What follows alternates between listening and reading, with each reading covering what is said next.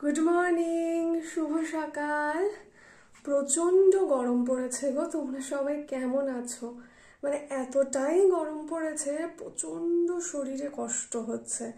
আর যখন রাস্তায় বেরোনো হয় তখন তো মানে কি বলবো, এতটাই গরম লাগছে। আজকে ছুটির দিন, আজকে সোমবার, আজ আমার ছুটি, তার জন্য অনেকগুলো কাজ করব।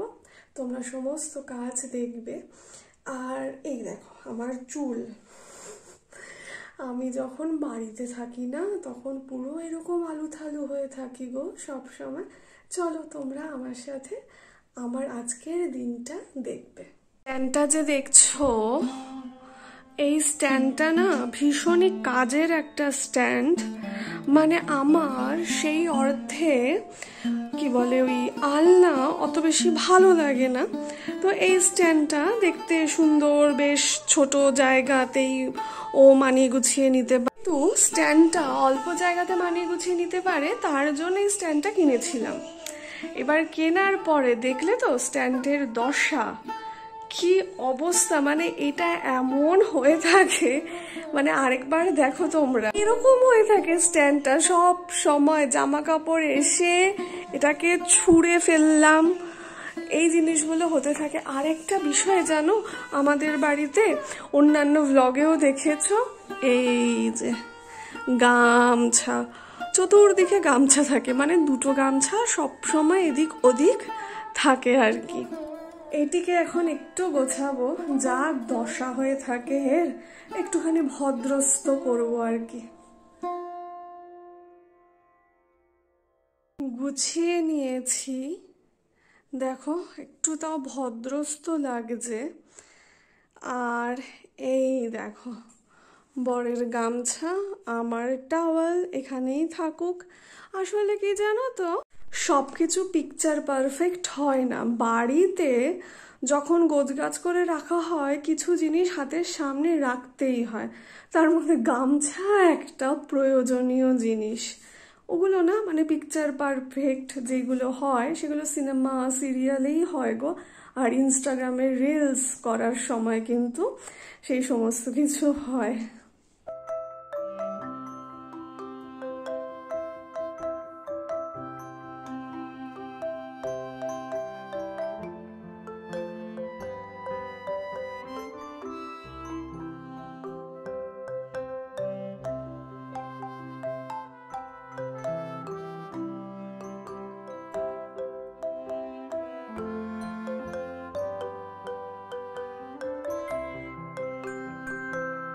স্নান সারা হয়ে গেল, দেখলেই ছাদে জামা কাপড় মেলতে গেছিলাম, ঘেমে গেছি।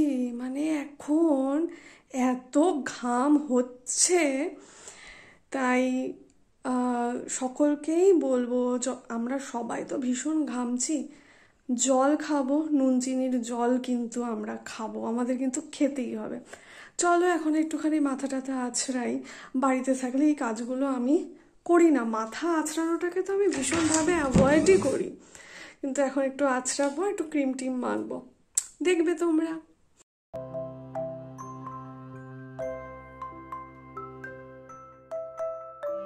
পরিমাণে চুল উঠছে, আর বেশি দিন নেই গো, কিছুদিন পরেই না পুরো টাক হয়ে যাব।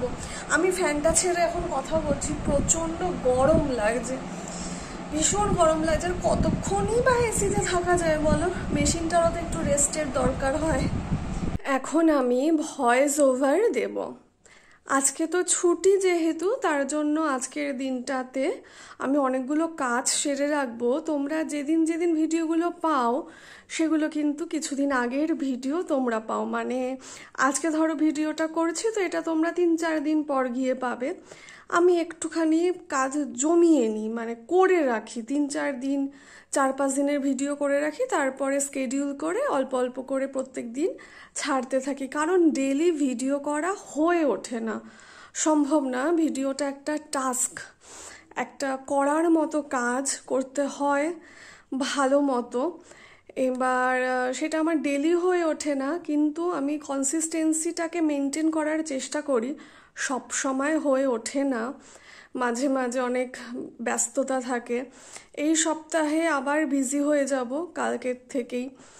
যতটা পারি এটাকেও আমি করার চেষ্টা করছি, নিজের পড়াশোনা, নিজের চাকরি সমস্তটার সাথে সাথে। আমার ভালো লাগছে, ভালো লাগছে।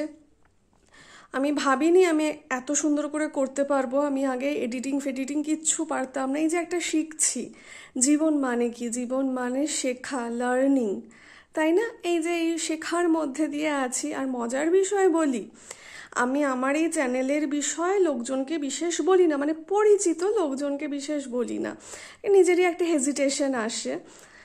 অদ্ভুত বিষয়, যাদেরকে আমি পড়াই, যারা আমাকে সুযোগ করে দিয়েছে পড়ানোর জন্য, সেই সব মানুষগুলো মানে বিদ্যার্থী, তারা একদিন ক্লাসে গেছি আমি, আমাকে বলছে, ম্যাডাম আপনার ভিডিও দেখলাম। আমি না হাঁ করে ওদের দিকে তাকিয়েছিলাম। আমি বললাম, এখন তো তোরা সব আমার হাড়ির খবর জেনে যাবি রে। যাই হোক, ওরা ভীষণ ভীষণ ভীষণ এনকারেজ করে, সত্যিকারেরই এত এনকারেজ করে। চলো আমি এখন একটু ভয়েস ওভার দিয়ে নেব, তারপরে আমার বিকেলবেলা নয় দুপুরের পরেই আমাকে একটু বেরোতে হবে। অনেকগুলো কাজ আছে, বললাম না, অনেক কেনাকাটাও আছে, কিছু কাজ আছে, সেই সমস্তটা আমি আজকে সেরে রাখবো। আচ্ছা, এইটা হচ্ছে আমার বরের কাঁথার কভার। বরের কাঁথার কভারটা না ছিঁড়ে গেছিল, এবার বানানো হয়েছে। আমি একটুখানি পরিয়ে রেখেছি, বাদ বাকিটা আমি পরাবো। এবার আমি না অত কাজে না সুনিপুণভাবে কাজকর্ম করতে পারি না। বর ভীষণ পারফেকশনিস্ট, সে এত দারুণভাবে কাজ করে, এবার তার মতো হবে না। এবার তাও আমি একটুখানি চেষ্টা করছি ভালো মতো পরিয়ে গুছিয়ে রাখার।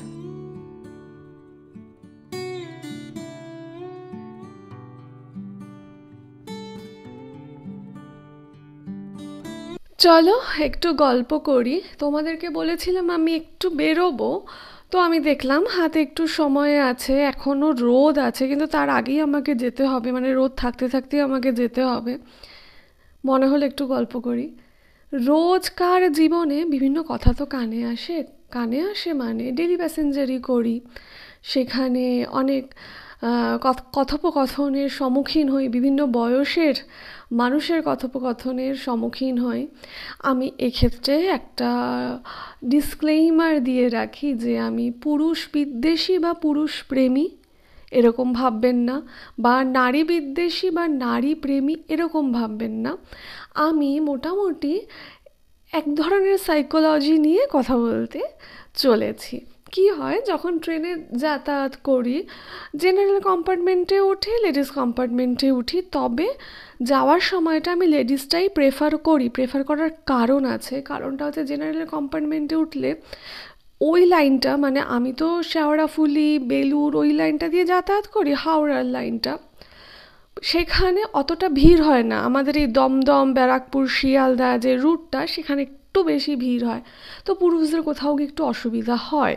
জেনারেল কম্পার্টমেন্ট তারা তো বলবেন না যে আপনারা উঠবেন না, কিন্তু কোথাও গিয়ে অসুবিধা হয়, তার জন্য আমি উঠি না, লেডিস কম্পার্টমেন্টেই উঠে যাই।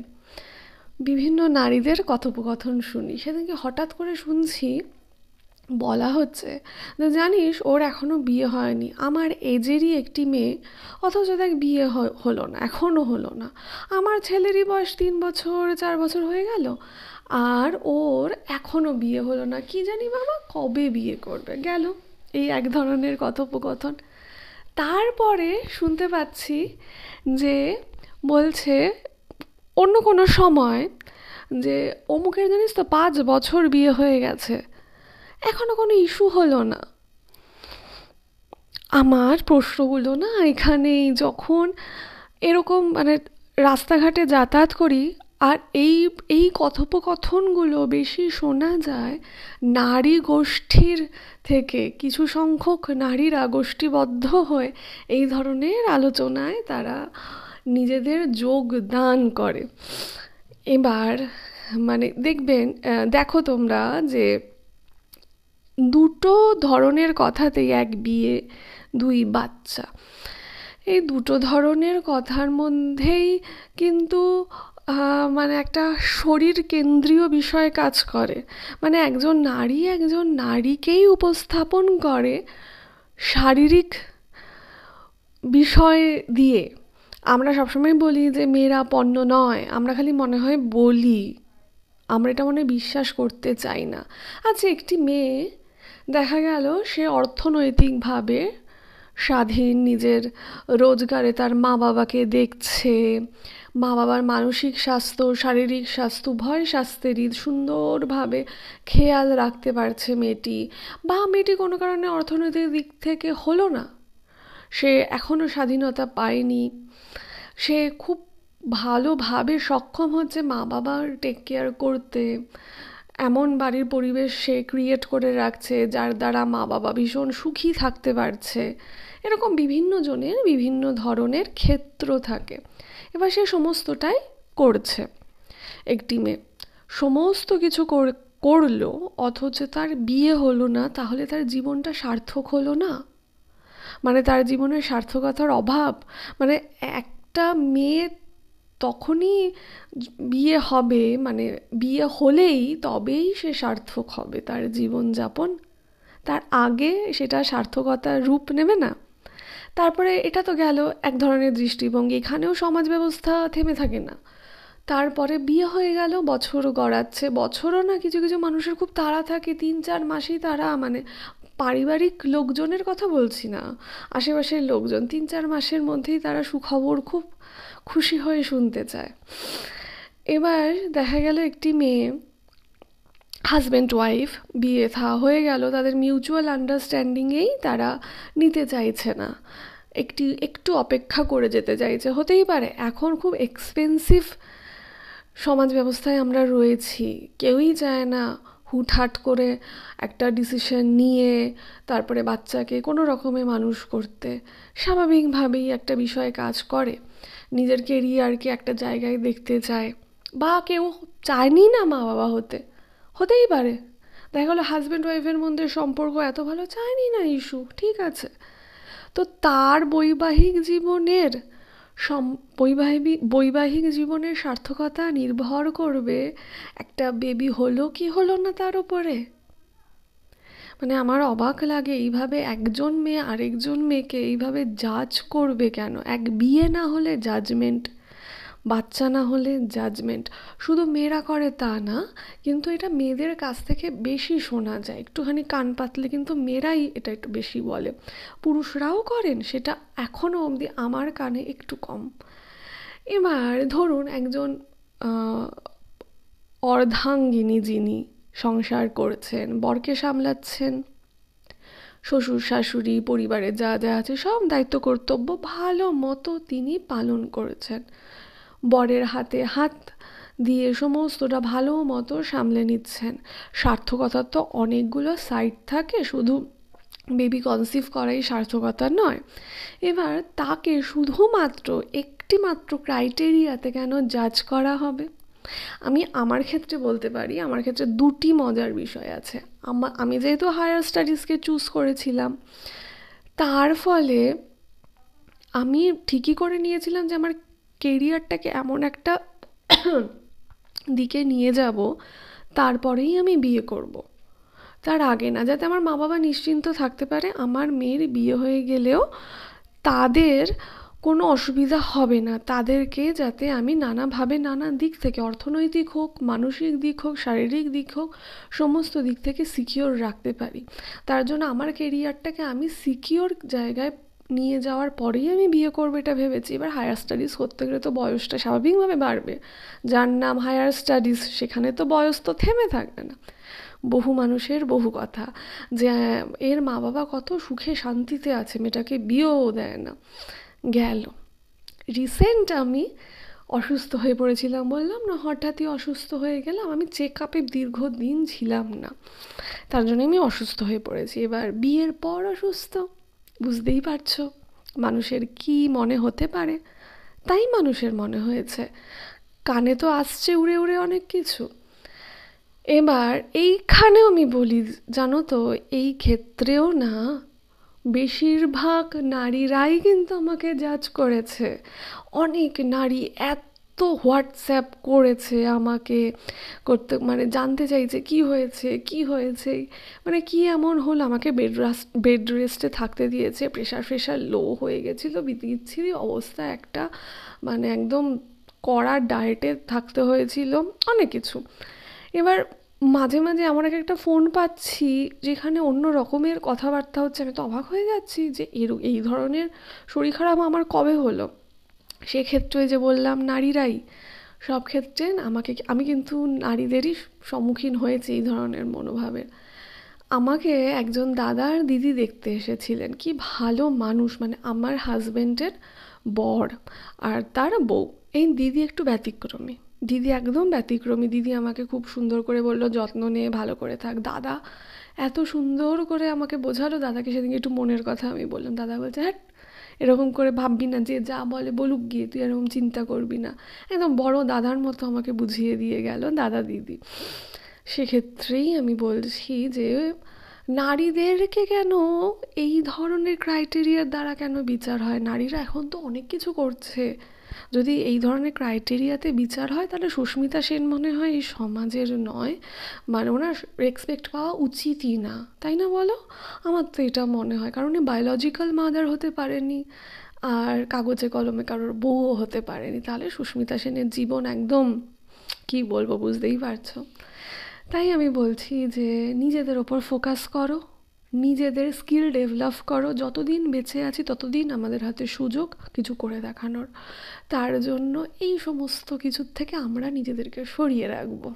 ঠিক আছে, অনেক কথা বললাম, আর নয়, আমাকে বেরোতে হবে। হ্যাঁ গো, রেডি হয়ে গেছি, এখন একটু টুকটাক হয়ে বেরিয়ে যাব। দেখা হচ্ছে নেক্সট ব্লগে, আসি, হ্যাঁ, টাটা।